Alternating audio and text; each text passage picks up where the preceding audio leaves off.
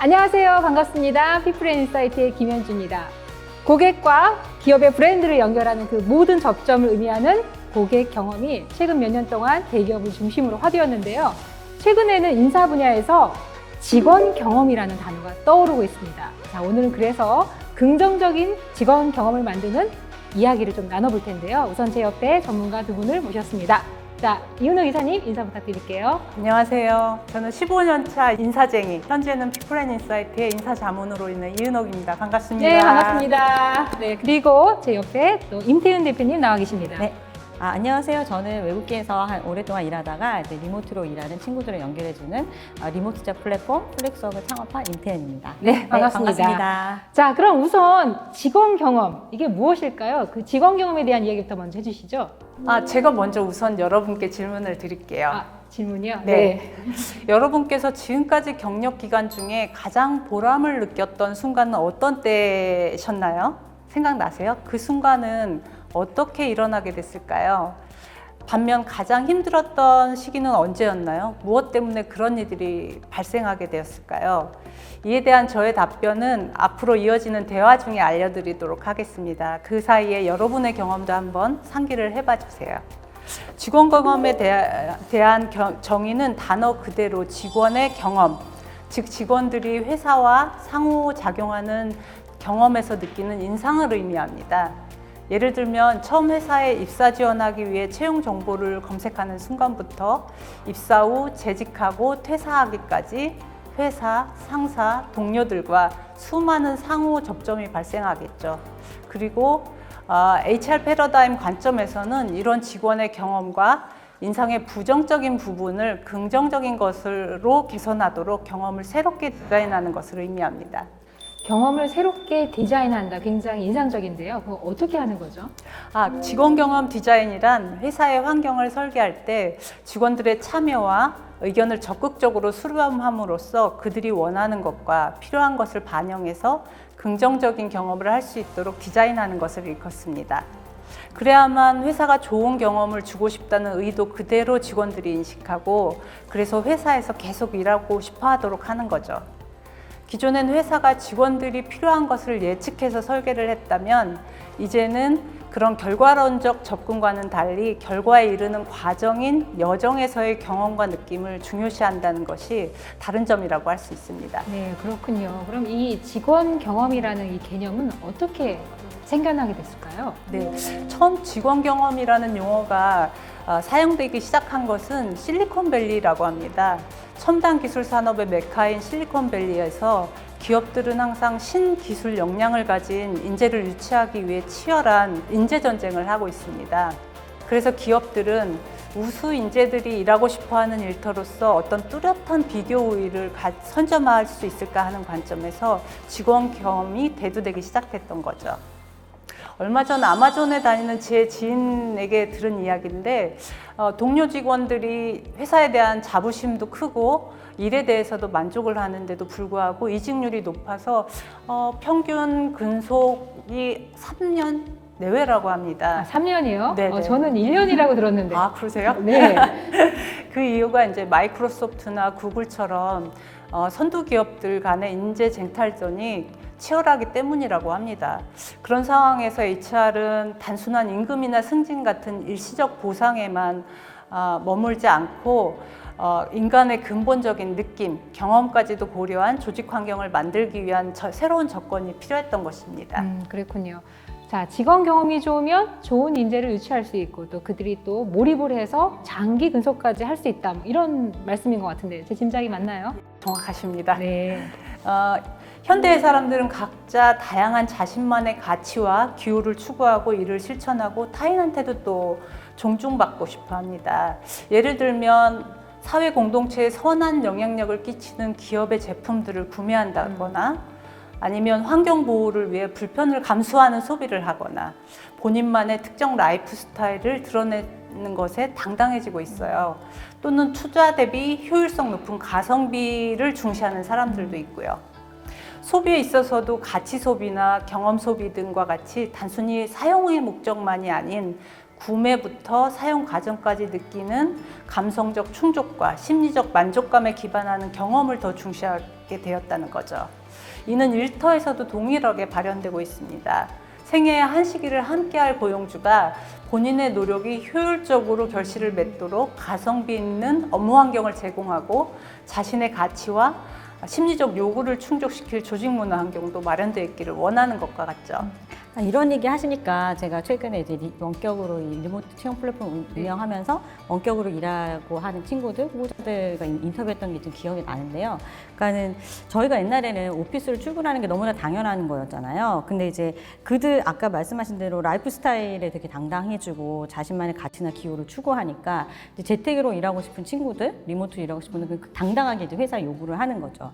그래서 그것 때문에 이제 지금 고민이 많은 기업들이 많아요. 아직 도입을 안 했더라도. 그리고 이제 저희한테 오는 친구들도 예전에는 그런 걸 물어보지 않았는데 재택 되냐, 뭐 리모트 가능하냐. 그런데 그것이 어떤 하나의 옵션이라기보다는 굉장히 강력한 이제 가치로 하고 그것에 대한 경험이 너무 좋았기 때문에 굉장히 좋은 인재들이 예전보다 조금 못한 기업, 못하다고 말하기 그런데 조금 작은 기업, 뭐 이런 기업도 선뜻 그 재택이나 리모트로 일하는 거를 보장해 준다면 그쪽으로 이직을 하겠다라고 해서 움직이는 움직임들을 볼 수가 있거든요.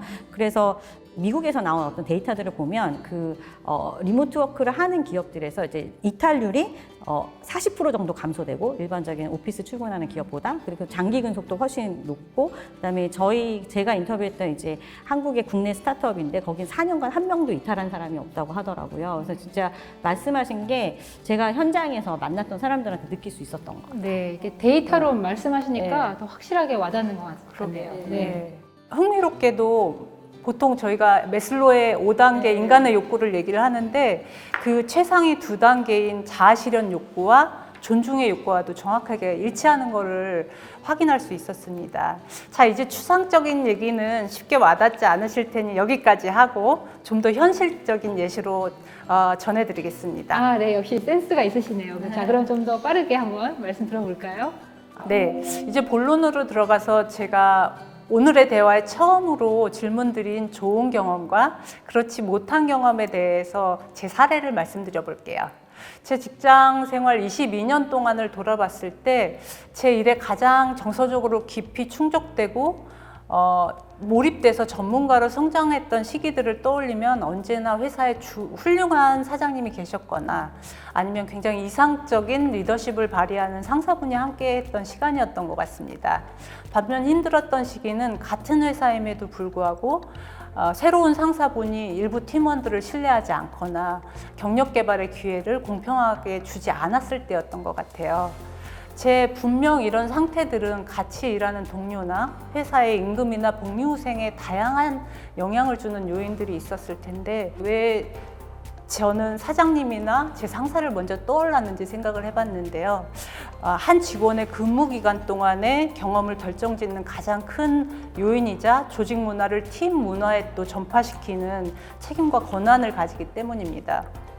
일반적으로 리더의 역할은 중장기적 비전을 제시해서 팀원들을 동기부여시키거나 전문 역량이 뛰어나서 배울 것이 많은지 내가 효율적으로 일할 수 있도록 관련 지식과 필요한 도구들을 제공을 해주는지 팀원들의 성과뿐만 아니라 감정 상태도 살펴서 배려해주는지 등을 예로 들 수 있는데 이는 후에 말씀드릴 긍정적 직원 경험을 위한 3가지 요소 중에 가장 핵심적인 조건과 밀접한 관계에 있습니다. 그 말씀 들어보니까 저도 좀 비슷한 경험이 생각납니다. 그러면은 말씀하신 내용 중에 긍정적 직원 경험을 위한 3가지 말씀하셨는데요. 그 3가지 환경 조건을 조금 더 구체적으로 또 들어보고 싶습니다. 네, 오랫동안 수많은 기업들과 사례들을 연구해서 긍정적인 직원 경험을 설계할 때 방법론을 제시한 직원 경험의 저자인 제이콥 모건은 긍정적인 직원 경험을 형성하기 위한 기반 요소를 문화적, 기술적, 물리적 환경 3가지로 분류하고 각각 40%, 30%, 30%의 중요도를 배분을 했습니다. 가장 높은 가중치를 갖는 첫 번째 문화 환경 조건은 회사가 지향하는 문화 정체성으로 직원들이 어떤 대우를 받는지, 업무를 어떤 방식으로 수행하는지, 상사 또는 동료들과 어떻게 정서적 유대 관계를 맺는지에 지대한 영향을 끼칩니다. 긍정적인 문화를 조성하기 위해서는 직원들이 자신을 팀의 일원으로 느끼도록 소중히 여겨주고, 관리자들이 코치와 멘토 역할을 하고, 바람직한 목적 의식을 공유하고, 다양성을 인정하고, 그들의 건강과 안녕까지도 살펴야 됩니다. 들어보니 전에 말씀하신 리더십이 문화 환경과 아주 밀접한 관계가 있어 보이는데요. 제 생각이 맞나요? 예리하십니다. 네, 감사합니다. 저는 이 긍정적 조직 문화 조성이 직원 경험 디자인의 가장 우선적이고 아주 핵심적인 조건이며, 이를 위한 필수 요소로 훌륭한 리더십을 강조하고 싶습니다. 문화는 앞서 말씀드린 요즘 직장인들이 매우 중요시 여기는 감성적 충족과 심리적 만족감을 결정짓는 직원 경험의 토양이라고도 볼 수 있기 때문입니다.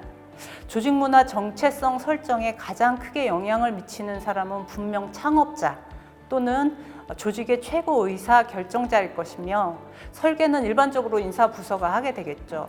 그럼 회사와 직원들 간의 직접적인 접점 외의 순간들은 직원들은 주로 누구와 상호작용을 하게 될까요? 물론 상사와 동료들일 겁니다. 그중 상사, 즉 리더들은 회사의 문화 정책성에 맞게 행동하고 팀의 그 정신과 행동 양식을 전파해야만 합니다. 인사에서 흔히 하는 이야기가 있는데, 상사가 회사다라는 말을 합니다. 그 정도로 직원 경험에 지대한 영향을 미치는 것이 상사이기 때문입니다. 여러분 회사 다니셨을 때 회사의 전체적인 분위기나 평판이 본인의 기대에 맞지 않음에도 불구하고 본인의 상사가 인성적으로도 훌륭한 분이고 업무 역량도 뛰어나셔서 팀 분위기도 좋았고, 그래서 다른 팀의 부서원들이 여러분을 부러워한 적은 없었나요? 저는 행운이었는지 모르겠지만 그런 상사분들을 많이 만났습니다. 그래서 또 그런 시기에는 재직 기간도 굉장히 길었고요. 그 정도로 리더의 역할은 직원 경험에 상당한 영향을 끼친다는 것이죠. 그리고 무엇보다 좋은 문화 환경 조성을 위해서는 최고 의사결정자가 긴 호흡으로 일관성을 갖고 실무 부서와 리더들의 실천을 독려하고 지지해야만 장기적 결실을 맺을 수 있다는 것에 여러분도 동의를 하실 겁니다. 리더십과 직원 경험이 이렇게 연결이 되는군요. 말씀 듣고 나니까 잘 이해가 됩니다.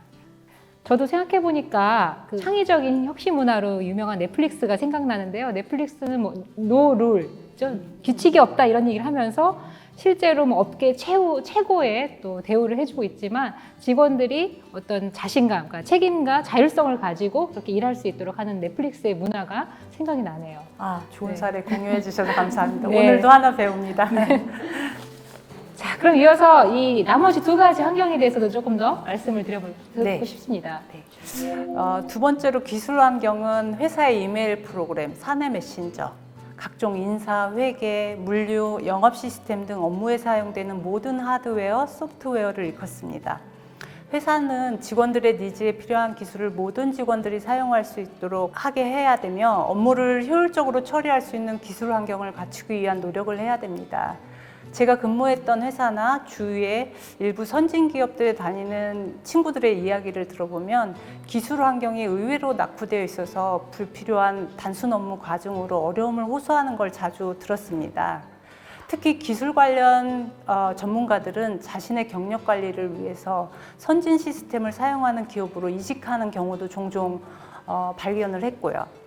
이제는 기술혁명이라고도 할 수 있는 4차 산업혁명 시대에서 기업이 경쟁 우위를 차지하기 위해서는 중요하게 관리해야 할 요소임에 틀림이 없습니다. 세 번째, 물리적 환경이란 업무가 이루어지는 공간은 물론 휴게실이나 구내식 등과 같은 부수적인 업무 공간도 포함이 됩니다. 조직의 핵심 가치를 반영한 다양한 공간 환경을 마련하는 것과 더불어 직원들이 일하는 방식에 따라 접근을 쉽게 하고, 무엇보다도 직원들에게 이를 이용하는 것에 자율성을 부여하는 것이 중요합니다. 더 나아가 이제는 사내 공간에만 머물지 않고 리모트 워크제나 자율 출퇴근 시간제 도입 등 시간과 공간을 뛰어넘는 더 넓은 관점에서 접근할 필요가 있고요. 그렇군요.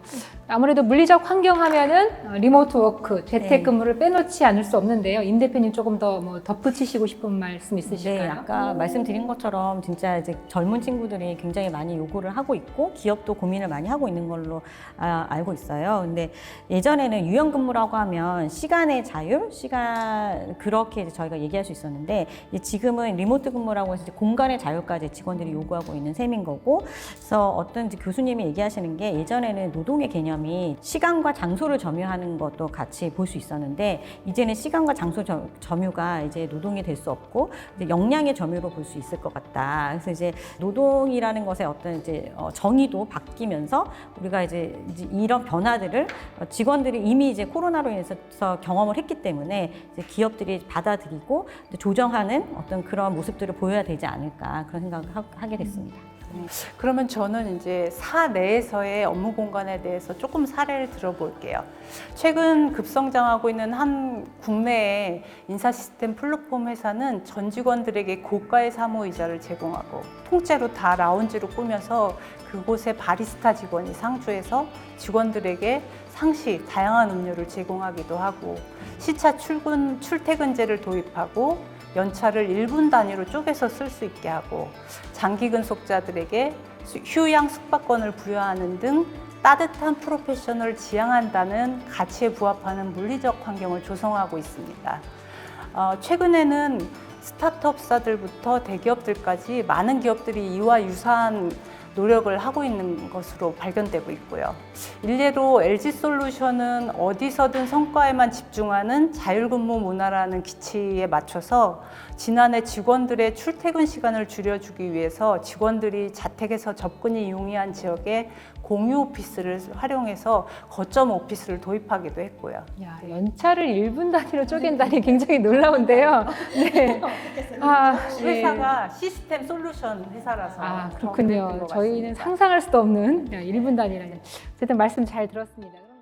경기 남부에 혼자 거주하며 공대 출신으로 IT 기술이 능한 25살에서 27살의 남성이 60% 이상인 회사의 대표적인 페르소나가 됐고요.